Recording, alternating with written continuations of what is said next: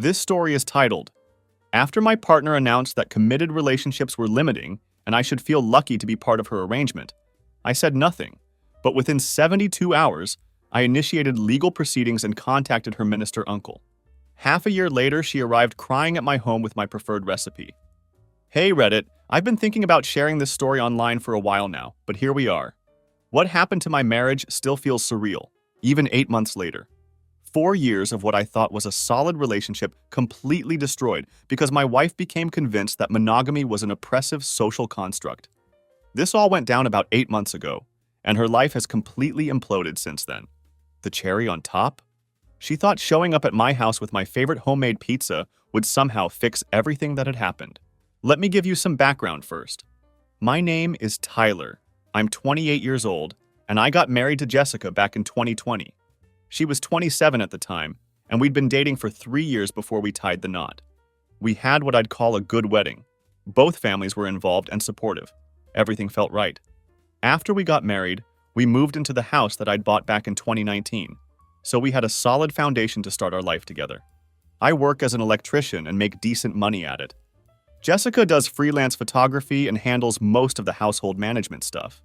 It was a pretty traditional setup that worked perfectly fine for both of us. Or at least that's what I thought at the time. She seemed happy with the arrangement, and I was definitely content with how we'd organized our lives together. Everything felt stable and comfortable. The problem started about 10 months ago when Jessica reconnected with 2 old college friends. Their names were Vanessa and Stephanie, and looking back now, I should have seen the red flags immediately. Vanessa was already on her second divorce by age 28, which should tell you something right there. She was constantly posting on social media about finding herself and breaking free from toxic patterns, which sounded like buzzword therapy speak to me. Stephanie had never been married, but she cycled through relationships every few months like she was changing seasonal wardrobes. Every time one of these relationships ended, it was always the guy's fault, according to her. They were either emotionally unavailable or intimidated by strong women. Never anything that might suggest she was the common denominator in all these failed relationships. My brother Brandon absolutely nailed it when I first mentioned these friends to him. He said, "Bro, letting divorced women give marriage advice is like letting the Titanic captain teach boat safety. Just saying." I wish I'd paid more attention to that warning at the time because it turned out to be incredibly accurate. These two had moved back to Tampa and immediately started hanging out with Jessica multiple times a week. At first, I didn't think much of it. Wives need friends, right? That's completely normal and healthy. But I started noticing subtle changes in Jessica's behavior and attitude that became more pronounced as time went on. Jessica began questioning absolutely everything about our marriage, things that had never been issues before in our entire relationship. She'd ask me why I expected her to cook dinner most nights, why we always watched what I wanted on TV, and why she had taken my last name when we got married.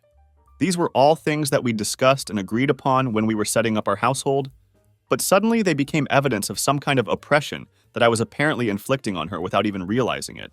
The whole dynamic of our conversations changed. One evening, completely out of nowhere, Jessica looked at me and said, "Tyler, do you realize how much I actually do in this relationship?" I was genuinely confused by the question because it seemed to come from left field. "What do you mean?" I asked her. "I manage the household. I remember birthdays. I plan all our social events," she explained, her voice taking on an edge I wasn't used to hearing. "I coordinate with both our families for holidays and gatherings. You just show up and expect everything to be handled for you." This was honestly news to me.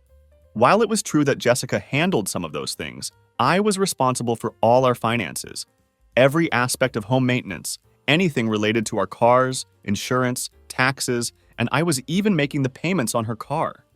Basically, I handled everything she didn't want to deal with or wasn't interested in managing. But apparently, keeping track of her mother's birthday was somehow more work and more valuable than keeping us financially stable and maintaining our home. The arguments that followed started getting really weird. Jessica would bring up random concepts and terminology that she'd never used before in our relationship. She'd talk about mental load, emotional labor, and internalized misogyny, like she was reading directly from some kind of textbook. Every conversation started sounding like she was delivering an academic lecture rather than talking to her husband. When I pointed out that she seemed to be getting these ideas and this new vocabulary from Vanessa and Stephanie, she got extremely defensive about it. They're helping me see patterns I was blind to before, she'd say. They're helping me grow as a person and understand things about myself and our relationship that I never recognized. I tried to reason with her. Jessica, Vanessa can't keep a marriage together, and Stephanie hasn't had a relationship last longer than 6 months. Maybe they're not the best sources of relationship advice for us. Her response floored me. That's exactly the kind of judgmental thinking that keeps women trapped in unhealthy situations. That's when I knew we had a serious problem. Red flag number 1 was when she started viewing our marriage like I was some kind of oppressor rather than her partner. Red flag number 2 was when my legitimate concerns about her friends became evidence of my supposedly controlling behavior rather than valid observations about people who had demonstrably failed at relationships themselves. By November, I could feel our marriage falling apart in real time. The woman I'd married was disappearing right before my eyes, being replaced by someone who analyzed every single interaction we had for signs of oppression or inequality. Vanessa and Stephanie had somehow convinced her that her dissatisfaction wasn't about normal marriage adjustments or communication issues that couples work through together. Instead, they'd convinced her that she was trapped in an oppressive system that was fundamentally designed to limit her potential as a person. That's when I started protecting myself financially and legally. 4 years of marriage had taught me that Jessica, once she made up her mind about something, rarely changed course or reconsidered her position. If she was heading toward blowing up our marriage based on advice from 2 women who couldn't manage their own relationships successfully, I needed to be prepared for what was coming. I started documenting everything that was happening. I kept records of our joint accounts and asset purchases, moved important documents to a secure location where she couldn't access them, and began building a case for what was looking like an inevitable divorce. I wasn't being paranoid. I was being realistic about where this was all heading based on her increasingly hostile attitude toward our marriage itself. The workshop announcement came in early December, and I knew we were in serious trouble. Jessica had signed up for something called Authentic Love and Liberation, which was described as a weekend intensive about conscious relationships and breaking free from limiting beliefs about love. Of course, Vanessa and Stephanie had recommended it to her. I wasn't surprised by that at all. When I asked about the $350 registration fee, Jessica explained it to me like I was being unreasonable for questioning it. It's about personal growth and understanding healthy relationship dynamics, she said, as if that justified spending that much money on what looked like relationship pseudoscience. I looked up the workshop online to see what we were dealing with. The website was absolutely full of spiritual nonsense about divine feminine energy and sacred masculine principles. The facilitators looked like exactly the kind of people who prey on unsatisfied married women. They were attractive, charismatic, and full of promises about unlocking your authentic self and discovering your true potential in relationships. Jessica, this looks like a cult recruitment seminar, I told her honestly. You're being paranoid. She dismissed my concerns immediately. It's just a weekend workshop about communication and personal development. Run by people who make money convincing women that their husbands are oppressing them, I pointed out. Her response was telling. See, this is exactly the kind of defensive reaction they warned us about. Men who benefit from traditional power structures get threatened when women start questioning those structures. She was already speaking their language before she'd even attended the workshop. That's when I knew for certain that our marriage was over. She'd been completely indoctrinated by this ideology, and I was now cast as the villain in her personal growth story. I called Brandon that night to vent about the situation. His take was brutally accurate. Brother, she's about to pay $350 for someone to tell her that being married to a decent guy who pays her car note is oppression. That's like paying for someone to convince you that winning the lottery is actually poverty. I spent the next month quietly securing our assets. I moved money from joint accounts to individual accounts, consulted with a divorce attorney about property division and asset protection, and started gathering documentation of our financial situation and her increasingly entitled behavior toward me in our marriage. The workshop was scheduled for the weekend of December 15th to 17th.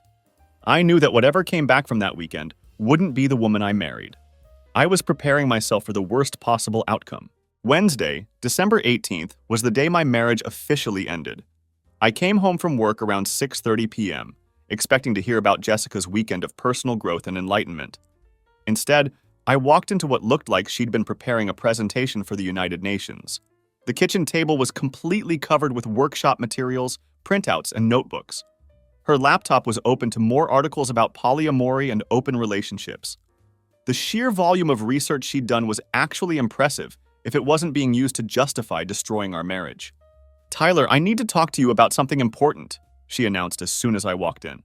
"I've been doing research about relationship structures and modern connection philosophy." I grabbed a beer from the fridge and sat down, already knowing exactly where this conversation was heading. The table was covered with articles about ethical non-monogamy, conscious relationships, and authentic love practices. It was like walking into an academic conference about dismantling traditional marriage.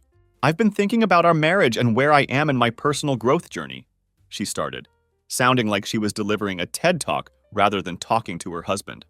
"I've realized that monogamy is an outdated, oppressive social construct that limits human potential and authentic connection." There it was. 4 years of marriage had just been reduced to an oppressive social construct that was apparently holding her back from reaching her full potential as a human being. I kept my expression neutral and let her continue with her prepared presentation. Traditional monogamy was created by patriarchal societies to control women's sexuality and treat people like property, she explained, clearly reciting something she'd learned at the workshop. "It's not natural or healthy for human beings to limit themselves to one person." "Where is this coming from, Jessica?" I asked, even though I already knew the answer. "The workshop opened my eyes to how limiting our current arrangement actually is," she said. "I've been exploring alternative relationship models and learning about conscious partnership practices that honor both partners' needs for growth and authentic connection." "What kind of alternative models are we talking about?" I asked. "Ethical non-monogamy, polyamory," she said, like she was discussing career options. "Relationship structures that honor both partners' needs for growth and authentic connection without artificial constraints." She launched into this incredibly rehearsed presentation about how monogamy creates scarcity and jealousy, while open relationships create abundance and personal growth. Every objection I might have had was apparently covered in the workshop materials. They'd given her responses to every possible argument a husband might make about wanting to stay married to just one person. "So what are you saying exactly?" I asked, wanting her to spell it out clearly. "I'm saying I want us to evolve past traditional monogamy," she said. "I want to explore connections with other people while maintaining what we have together." "You want to sleep with other people," I said, cutting through all the spiritual language. "I want us both to be free to form authentic connections without artificial constraints," she corrected me, like there was some meaningful difference between what she said and what I said. The way she said authentic connections, like it was some kind of religious concept, was absolutely incredible. These people had literally turned cheating into a spiritual practice and convinced her it was personal growth. "It's not just about sex," Jessica continued, clearly anticipating my objections. "It's about personal growth and expanding our capacity for love and connection." "Right, and you've already got someone in mind for this growth and connection," I said, watching her face carefully. Her face flushed slightly, which told me everything I needed to know. "There might be someone I've connected with, but that's not the point," she said, trying to deflect. "That's exactly the point," I replied. "You've already lined someone up and now you're trying to get permission to cheat by calling it personal growth." "It's not cheating if we both agree to an open marriage structure," she said, like she was explaining basic math to a child. "Except I don't agree to anything," I pointed out. "This is the first I'm hearing about your new marriage philosophy." "That's why we're having this conversation," she said patiently. "I'm giving you the opportunity to grow with me." She said, "giving you the opportunity," like she was doing me some kind of incredible favor. I'd spent 4 years building a life with this woman, and she was treating our marriage like it was holding her back from her true potential as a human being. "I don't want an open marriage," I said simply. "Then you're choosing to stay trapped in outdated thinking patterns," she responded immediately. "Or I'm choosing to stay in a committed marriage with someone I love," I countered. "Love isn't about possession, Tyler," she said, launching into what was clearly another prepared response. "Love is about wanting your partner to experience all the joy and connection life has to offer." Every response was scripted. Every objection had a prepared answer designed to make me look like the problem. It was like arguing with a cult member who'd been programmed with responses to every possible challenge to their new belief system. "Who is he?" I asked directly. She hesitated, probably wondering if this was covered in her workshop materials. "His name is Derek," she finally admitted. "He's one of the workshop facilitators." Of course he was. The guy running workshops about conscious relationships had somehow found it necessary to form a conscious connection with my wife. What were the odds of that happening? "We've shared some intimate moments. Nothing sexual," she clarified. Like that made it better. I wanted to talk to you before taking things further. So she'd already started an emotional affair with this charlatan, but wanted my permission to make it physical. The workshop had apparently taught her that having integrity meant asking for permission after you'd already started crossing lines and betraying your marriage vows. Jessica, this is insane, I said. We've been married for 4 years, we've built a life together. And we can still have all of that, she insisted. But we can also have the freedom to explore other connections. I don't want to explore other connections, I said. I wanted a serious marriage. That's your choice, she said, like I was being unreasonable. But you should be grateful I'm willing to share myself with you while also honoring my authentic needs. There it was. I looked at this woman who'd been my wife for 4 years, who'd promised to forsake all others, who'd built a life with me, and she genuinely believed she was being generous by offering to cheat on me with permission. I nodded slowly. You know what? You're absolutely right, I said. Really? She looked surprised and relieved. Yeah, you should definitely explore authentic connections without limitations. We talked for another hour about ground rules and communication protocols. Jessica had researched this extensively and had a whole framework for how ethical non-monogamy was supposed to work. It was like listening to someone explain the rules of a game I had absolutely no intention of playing, but I let her talk. She had protocols for scheduling dates, guidelines for sexual health testing, boundaries about what information should be shared, and regular check-ins to make sure both partners were feeling secure in the relationship.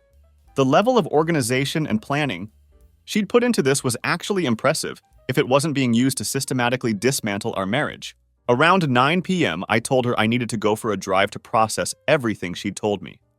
She was absolutely thrilled that I was taking time for mindful reflection instead of reacting emotionally. She saw this as evidence that I was open to growth and willing to consider her perspective seriously. Instead, I drove straight to my lawyer's office to pick up the divorce papers I'd had prepared the week before. I'd been hoping I wouldn't need them, but after that conversation, I knew exactly what I had to do. Thursday morning, December 19th, Jessica woke up in an absolutely amazing mood. She was probably thinking she'd successfully converted me to her new relationship philosophy and that we were about to embark on this exciting journey of conscious partnership together.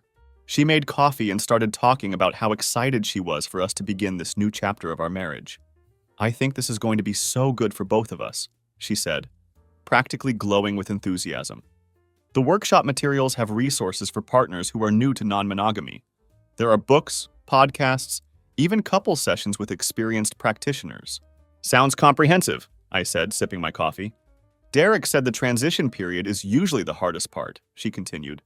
But once you adjust to the new paradigm, most couples find their relationship becomes stronger and more authentic. I spent Thursday at work acting completely normal while my lawyer finalized the paperwork.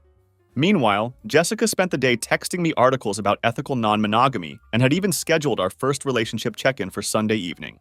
She wanted to establish good communication practices from the very beginning of our new arrangement. Thursday evening, she showed me her dating profile draft. She'd already set up accounts on apps specifically designed for people in open relationships. The profile photos were ones I'd taken of her on our anniversary vacation just 9 months earlier. She was literally using pictures from our romantic getaway to find guys to cheat on me with. The audacity was absolutely incredible. I texted Brandon a screenshot of her profile. Check this out, I wrote. His response came back immediately. She's using your photography skills to advertise for other dudes. That's like asking Gordon Ramsay to cook the meal for the guy who's stealing your girl. Savage. Friday morning, I took a personal day and met with my lawyer to review the divorce papers one final time. We'd structured everything to protect the assets I'd secured over the past month, and he walked me through the details. This is pretty straightforward, my lawyer said. The house is yours since you bought it before marriage and kept it in your name. Her car is in her name, so that's not an issue. You've got documentation of her stated intention to pursue other relationships, so she's unlikely to contest the irreconcilable differences filing. What about alimony? I asked. She works part-time and you've been married 4 years, he explained. She might try for temporary support, but her decision to pursue an open marriage works in your favor. No judge is likely to be sympathetic to someone who destroyed their marriage for personal growth. I also mentioned that I'd been making her car payments for years, but planned to stop immediately. My lawyer smiled. That's her problem to figure out, he said. Saturday morning, December 21st, Jessica left early for a coffee date with Vanessa and Stephanie. They were planning to celebrate her breakthrough in consciousness and support her as she navigated her new relationship structure. The timing was absolutely perfect for what I needed to do.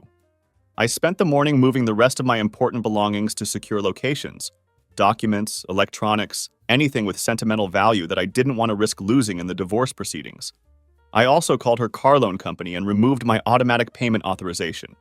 If she wanted to explore authentic connections and live her truth, she could authentically figure out how to pay for her own transportation. Saturday evening, she came home excited about her day with the girls. They'd apparently helped her brainstorm conversation topics for her upcoming dates and given her advice about navigating jealousy and insecurity in open relationships. Vanessa said the first few weeks are always the hardest, Jessica explained to me enthusiastically. But once you get used to the idea of your partner exploring other connections, it becomes natural and you start to see the benefits. Makes sense, I said, nodding along. Sunday morning, December 22nd, Jessica had her first official date scheduled for Monday afternoon. Coffee with some meditation guy she'd met online through one of those apps. She was nervous and excited like a teenager getting ready for prom. I knew that the woman coming home that evening would be my soon-to-be ex-wife, even if she didn't know it yet. I spent Sunday at work wrapping up projects and preparing for the personal time I'd need to deal with divorce proceedings over the next few weeks. My supervisor was understanding when I explained I was going through a separation and might need flexible scheduling. I didn't go into details, but he could tell it was serious. Sunday evening, Jessica came home ready for our scheduled relationship check-in.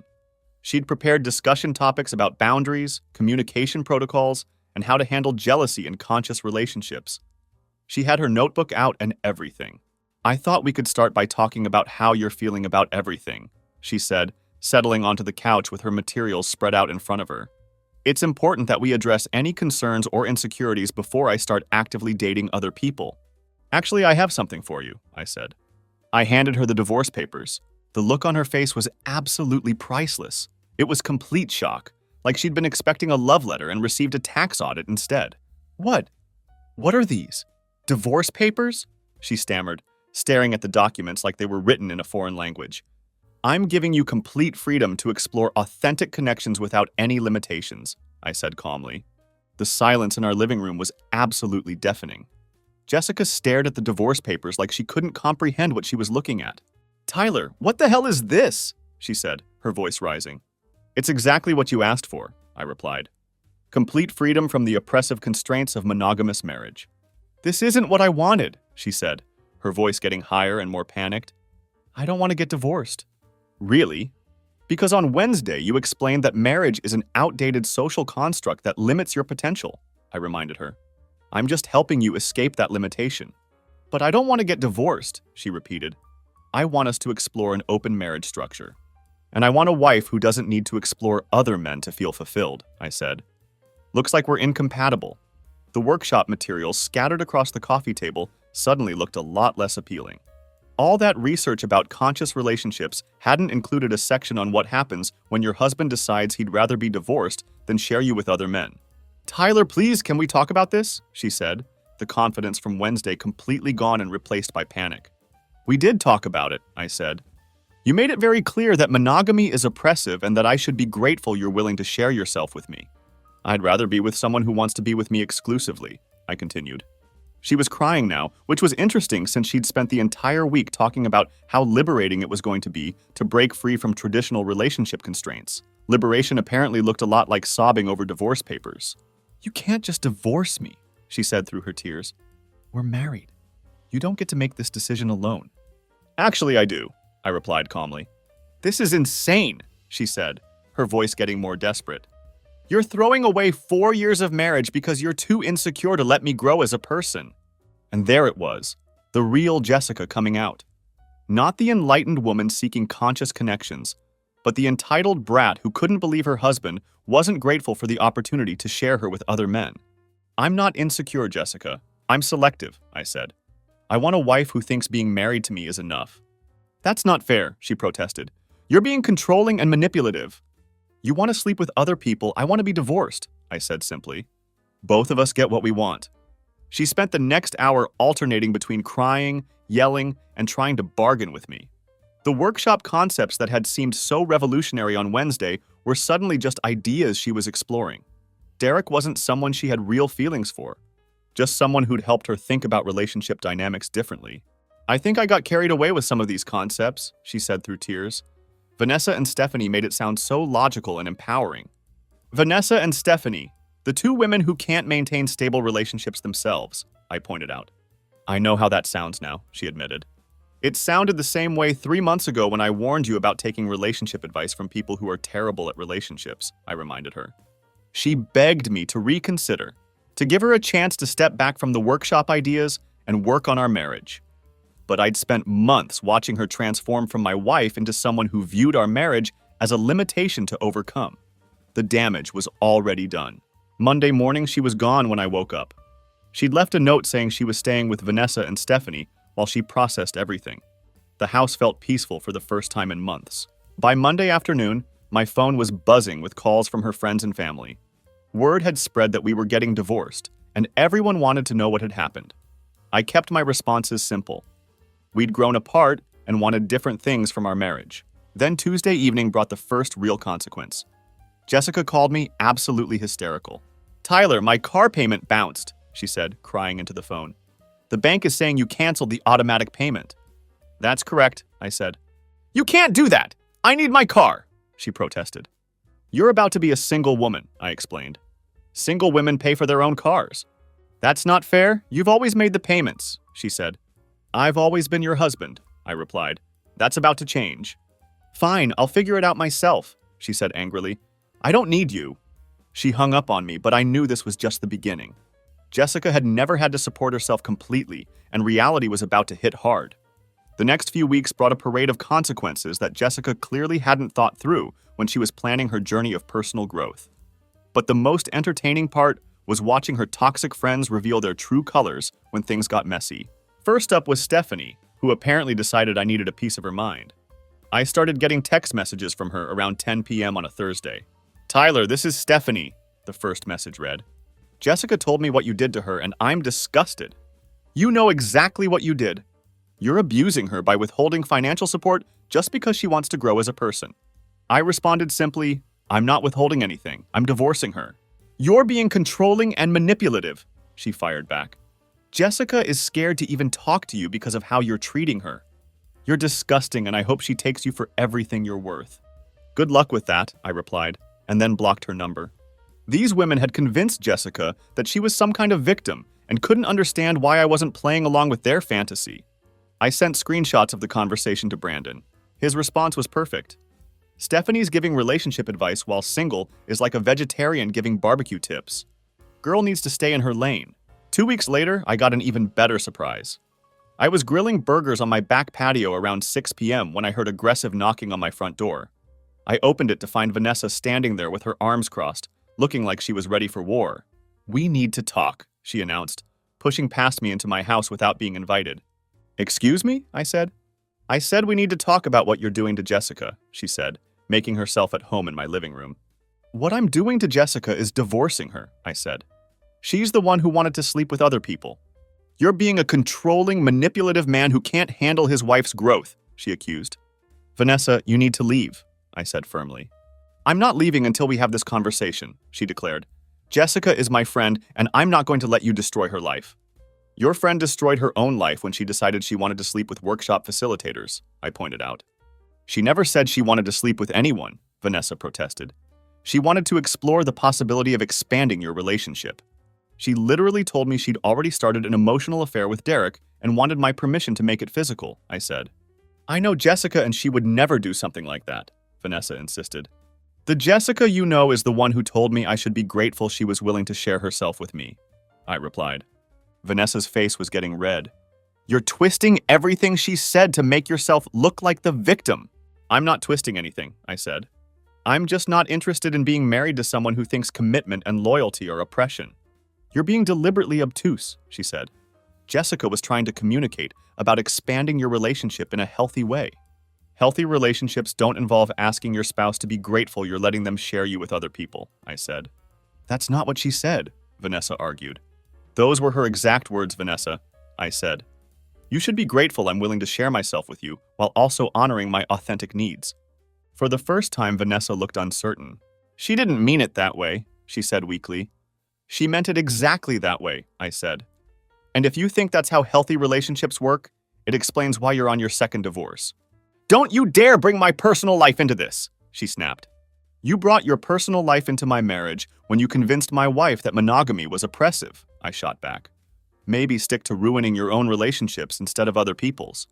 Vanessa finally left after about an hour of this circular argument, but not before making it clear that she thought I was the worst person who'd ever lived. The entitlement was incredible. She genuinely believed I should be grateful to financially support a woman who wanted to cheat on me. Both of these women had convinced Jessica that she was the victim in this situation and couldn't understand why reality wasn't cooperating with their narrative. They'd sold her a fantasy about conscious relationships and personal growth without mentioning the part where most husbands aren't interested in sharing their wives. I called Brandon after Vanessa left. You missed the show, I told him. Vanessa just tried to storm my house like it was Normandy. The twice-divorced woman came to lecture you about marriage, he said, laughing. That's like asking the Hindenburg pilot for aviation safety tips. 3 weeks after serving the divorce papers, I realized I needed to have a conversation with Jessica's father. Pastor Williams had always been supportive of our marriage, and he deserved to know the truth about why his daughter was getting divorced.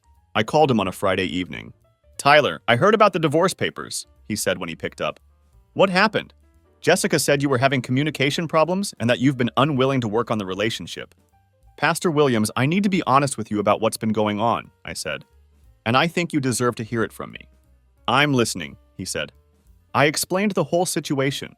The workshops, the conscious relationship philosophy, her desire to sleep with other people while staying married to me, and the workshop facilitator she'd already started an emotional affair with. I laid out everything that had happened over the past few months. The silence on the other end lasted a long time. She wanted to pursue other relationships while staying married to you? He finally asked. Yes, sir, I confirmed. Another long silence. I see, he said quietly. And you decided you'd rather be divorced than share your wife with other men? Yes, sir, I said. Son, you're handling this with more grace than I would have, he said. We talked for another hour about the situation. Pastor Williams was clearly heartbroken that his daughter had chosen to destroy her marriage for what he called worldly foolishness. But he understood why I couldn't accept her proposal. I'll be praying for both of you, he said before we hung up. And Tyler, you're welcome in our family regardless of what happens with the divorce. You've been a good husband and a good man.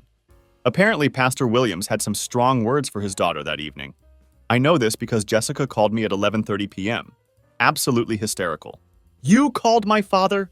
She screamed into the phone before I could even say hello.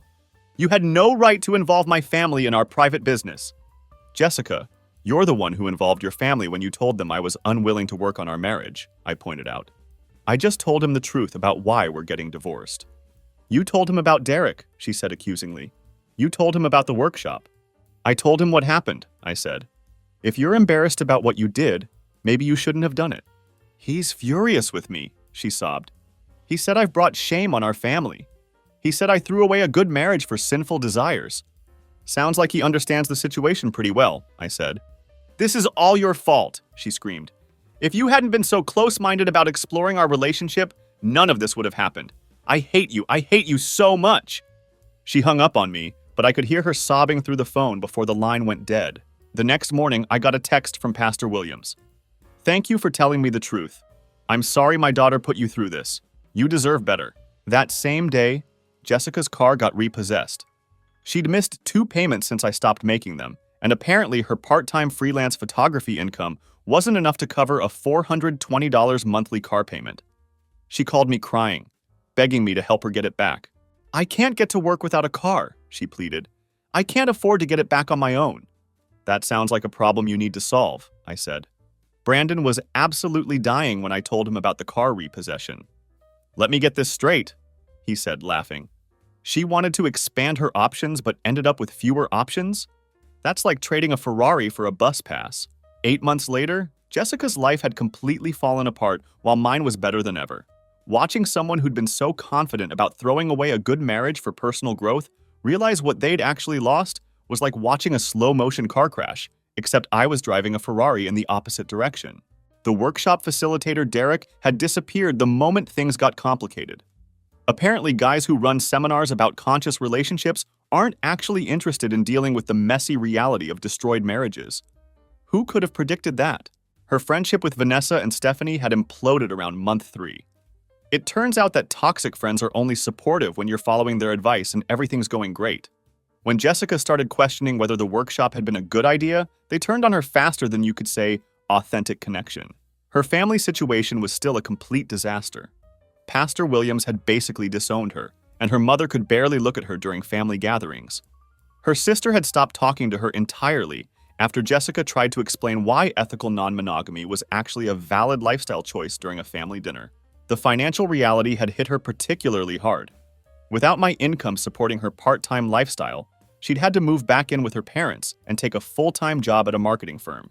The woman who'd been so eager to break free from traditional relationship structures was now living in her childhood bedroom, trying to explain to her conservative religious parents why she'd traded a stable marriage for personal growth workshops. Meanwhile, I was living my absolute best life. The first thing I did after the divorce was finalized was join a gym. I started hitting it hard, legs, chest, back, the whole routine. Brandon spotted me at the gym one day and said, "Bro, you're looking like you actually know what you're doing in here now. Divorce gains are real." Work was going great too. Without the constant stress of Jessica's conscious relationship experiments, I could focus on advancing my career. I picked up some certifications, started leading more projects, and even got a promotion with a nice raise. My supervisor mentioned that my attitude had improved significantly over the past 8 months. The best decision I made was adopting a dog. I got a golden retriever named Rex from the local shelter. Having a loyal companion who's genuinely excited to see me every day was exactly what I needed. Rex doesn't care about authentic connections or personal growth. He just wants consistent walks, good food, and someone who won't abandon him for a workshop facilitator. "Look at you," Brandon said when he met Rex. "You went from sharing your wife to having a dog that's actually faithful. That's what we call an upgrade." But the real game changer was meeting Lauren. She was a nurse at the hospital where I was doing some electrical work, and we hit it off immediately. She's absolutely stunning, like seriously gorgeous. But more importantly, she was looking for something real. She wanted a traditional relationship, commitment, respect, the whole package. Lauren had heard about my divorce through mutual acquaintances and understood exactly why I'd ended things. She thought Jessica was insane for throwing away a good marriage for some fantasy about exploring connections with other people. While Jessica was struggling to make ends meet in her childhood bedroom, I was taking Lauren on weekend trips, introducing her to my family, and building something real with someone who actually wanted to be with me exclusively. The contrast was absolutely incredible. Jessica was posting cryptic social media messages about learning hard lessons and growth through struggle, while I was posting pictures of Rex at the dog park and vacation photos with Lauren. Brandon's take on the situation was perfect. She traded a first-round draft pick for Magic Beans. Meanwhile, you're over here winning championships. I heard through mutual friends that Jessica had tried dating a few guys from the apps, but apparently her reputation had preceded her. Word gets around in a small city, and the woman who destroyed her marriage for a workshop isn't exactly the most attractive dating profile. By month 8, I was in the best shape of my life, killing it at work, had a loyal dog, and was dating a woman who made me remember why I wanted to be in a committed relationship in the first place.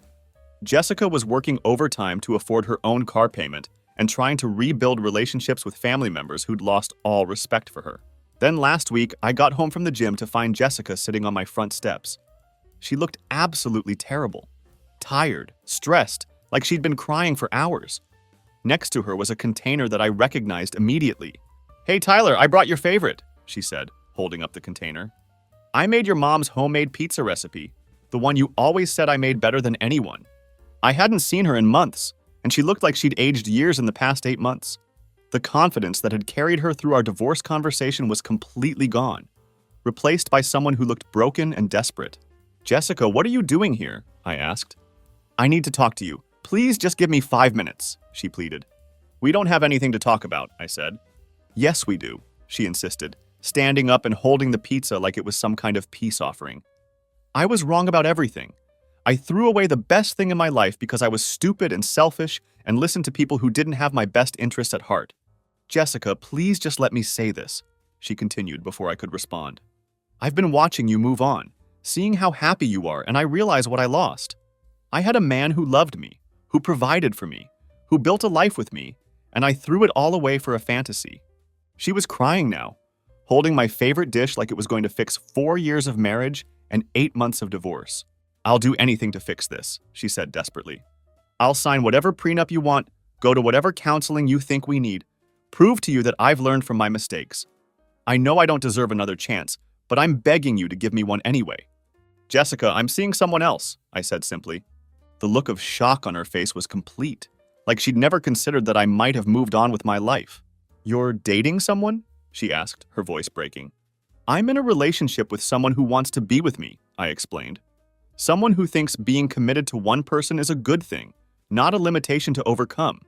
"Did you seriously replace me that fast?" she said, anger creeping into her voice. "How could you? We had 4 years together. That has to count for something."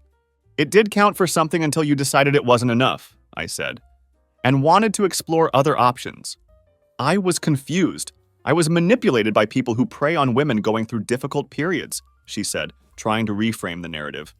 "You were a grown woman who made a choice," I corrected her. "You chose to prioritize a workshop facilitator over your marriage to me. That's not confusion, that's character." She stood there holding the pizza, crying, looking like she was about to collapse under the weight of her own decisions. I turned to go inside, but she grabbed my arm. "Tyler, I'm begging you. I'll do anything. I love you. I've always loved you. I just got lost for a while." "You found exactly what you were looking for," I said, gently pulling away from her grip. "The problem is what you were looking for wasn't me.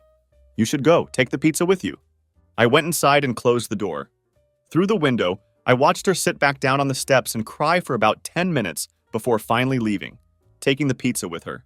Brandon called an hour later. "Heard Jessica made a special delivery. How'd that go?" "She showed up with pizza and a speech about how she'd learned from her mistakes," I told him. "Let me guess. She's learned that actions have consequences," he said. "Pretty much. She wanted me to throw away my relationship with Lauren for another chance with someone who already threw me away once. That's like asking someone to trade a new car for their old car that they already crashed," Brandon said. "Some people never learn." Jessica wanted to explore others. She got exactly what she asked for and learned something about what happens when the person providing your emotional and financial security decides to explore their own path. Meanwhile, I'm building something real with someone who chose me first, not as a backup plan after her experiments failed.